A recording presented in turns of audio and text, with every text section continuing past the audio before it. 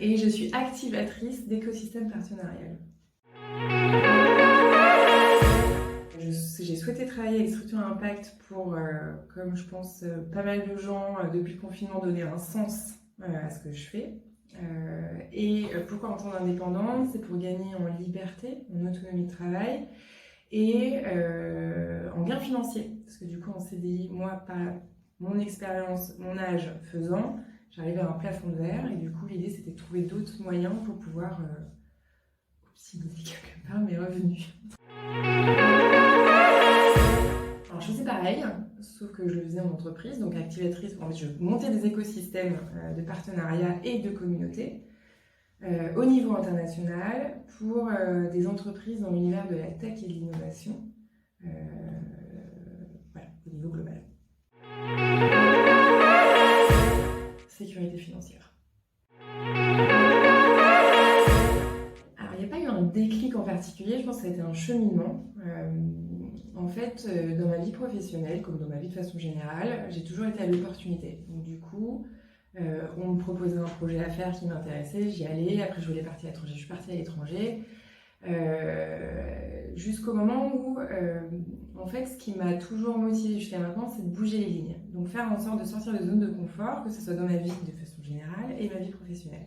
Et donc de travailler pour des structures qui disruptaient des systèmes existants, en fait.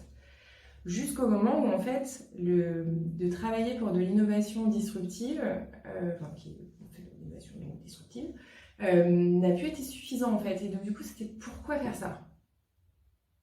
Donc, je veux dire, ok, on change les systèmes, c'est génial, c'est innovant, ça change tout le monde panique, mais du coup, après, ça profite à qui, en fait?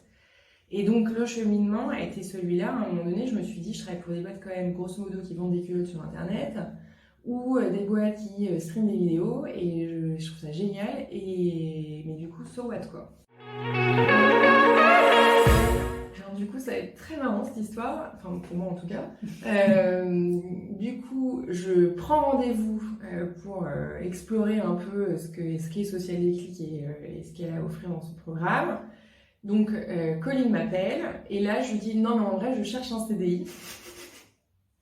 Rien à voir avec la tambouille, on se rappelle. Donc ça, c'était en 2021, j'ai fait le programme en 2022. Et 6 mois après, je la recontacte en disant, salut Colline, en vrai, je suis décidée, je me mets en freelance, je fais le programme.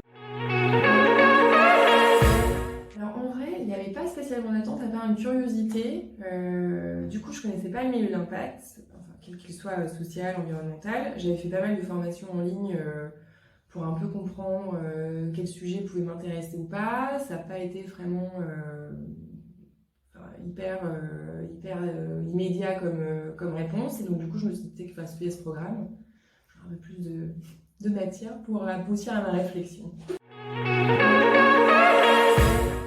Alors moi, ce que j'ai mis dans ce programme, c'est le côté 360, on vous fait découvrir le monde de l'ESS dans les grandes lignes, des ateliers sur la prise de conscience de soi, un cheminement qui doit se faire par rapport à son propre projet, aux ressources à mise à disposition et aux outils pour mettre en branle tout le projet.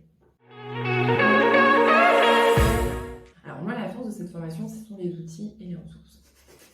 Moi, j'adore les templates, j'adore les outils, moi c'est mon truc et j'adore. Je pense que c'était de trouver des personnes avec qui je pouvais partager des expériences, des savoir-faire, et puis qui traversaient un peu, je pense, les mêmes, ou pas d'ailleurs, mais je m'étais dit peut-être potentiellement les mêmes problématiques ou les mêmes questionnements en fait. C'est plus simple à plusieurs que tout seul finalement. Moi, c'est les potes. Je trouve que du coup, t'as ce truc d'entraide permanent avec cette bienveillance dans cette communauté qui est quand même exceptionnelle. Et on sait que quoi qu'il se passe, on a toujours de l'info, des ressources, des bons plans, etc., etc. Donc c'est chouette, quoi. Et des contacts surtout, le réseau. Les rencontres. Donc j'ai signé une mission avec Synergie Family, qui est un très gros acteur en France, en tout cas, sur l'innovation éducative.